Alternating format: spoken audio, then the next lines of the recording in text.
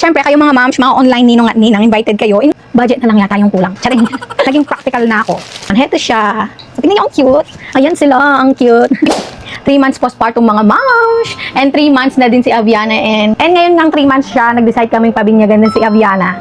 Hetong binyag na to mga moms, mga 1 month namin siyang pinaghandaan. Alam kong kulang yung time na yun sa paghanda para sa binyag. Pero thank you Lord kami ni Sir Principal, ni Daddy. Napaghandaan namin siya kahit 1 month lang yung preparation. Gumawa kasi ako ng checklist mga moms para hindi naman ako malito-lito, para hindi ako may stress. Una dyan is i-check yung church. Okay na yung church namin. Date ng binyag, which is ilang araw na lang mabibinyagan na si Aviana.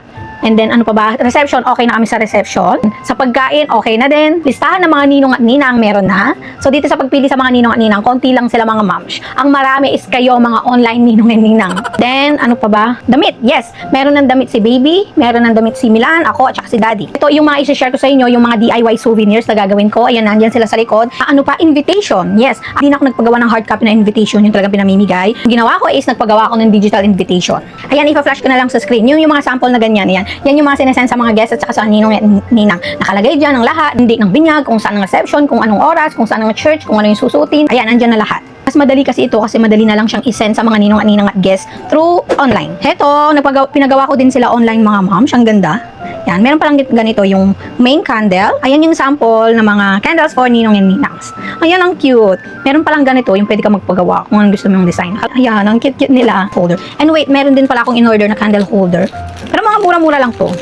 Ayan siya, papel lang siya mga moms. Ayan, ganyan siya mga moms. Napakasyala.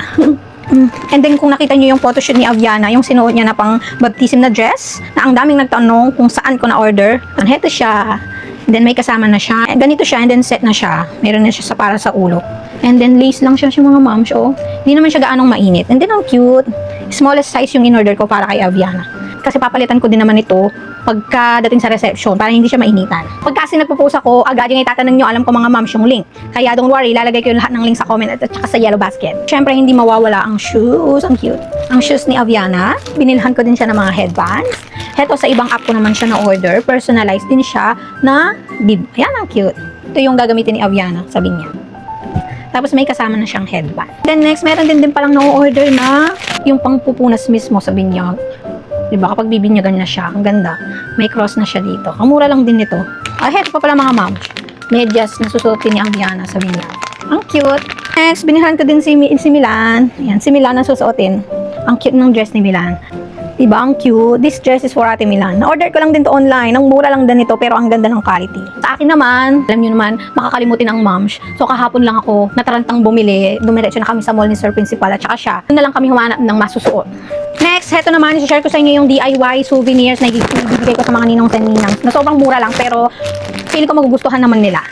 Heto, bumili ako ng paper bags na lalagyanan ng mga souvenirs. Small sizes lang yung binili ko. So, ano ang ilalagay ko dito? Heto mga moms, naging practical na ako. Inisip ko kung ano yung pwede bang ibigay sa kanila na useful talaga. So dahil mainit, heto yung naisip ko, payong. Yes, payong po. Pero syempre, pumili ako dun sa matibay na. Yung matibay at quality na payong na, syempre nakakahiya naman ipamigay kung madaling masira. And then syempre, hindi ko naman ilalagay na ganito lang siya. Lalagyan natin siya ng design. Nagpagawa ako ng personalized tags. Ayan. Sa online ko na din to pinagawa. Ang cute! Mag-send ka lang ng design at saka picture ni baby. Gagawan ka na nila ng tags. And then, nag-order din ako ng mga shredded paper na ilalagay sa loob, tapos ribbon. Gagawa ka ng ribbon. Wait, meron pa pala maliban sa payong, meron pa akong ilalagay para sa mga ninong at ninang. Nag-add din ako ng mga scented candles mga moms. Ang mura lang din ito, pero ang ganda at ang bango. At ang ganda nito, ang mura lang din nila, perfect pang regalo. Scented candle. Tapos, ilagay natin ito, tags. Ayan siya. Ayan siya. Tapos lagyan natin ng ribbon. Siguro to, tinali-tali ko na lang. Tapos iti-tape ko na lang siya dito. Ayan! Ito naman, nagpagawa ako na souvenir para sa mga guest. Ito naman yung usual na pinamimigay sa mga guest kapag may occasion, birthday binyag. Nagpagawa ako ng cute na face ref magnet ni Aviana. Kita nyo? Ayan, ang cute. Ang cute. Pinagawa ko lang din ito online. Ang dami nila. Ayan sila, ang cute. So, ilalagay na natin siya dito. And then, ayan, ready na yung souvenir for ninong and ninangs para sa binyag ni Aviana. Heto, ang cute din ito. Heto, sigurado ko, magugustuhan nyo din to. Personalized, welcome Sintra board. Diba? Nakikita ko lang din ito sa mga events. So, pwede din ito sa binyag. So, tingnan niyo, ang cute. Ka na lang, magsisend ka lang ng pictures, tapos, gagawin na nila. Ang bilis lang din nila itong ginawa. Diba? Ang cute. Tapos, ito separate ko din siyang in-order yung stand para sa Sintraboard.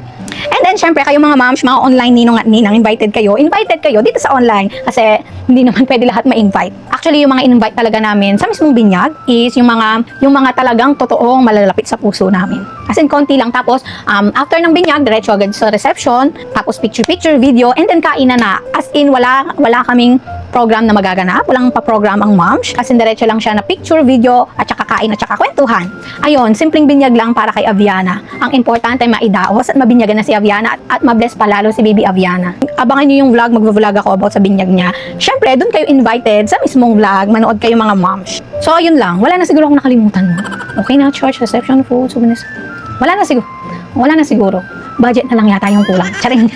Okay na. Napag-ipunan naman namin ni Daddy. Yan talaga yung pinakaunang pinaghahandaan, no? Yung budget. O siya, hanggang dyan na lang. Thanks so much for watching. See you sa binyag!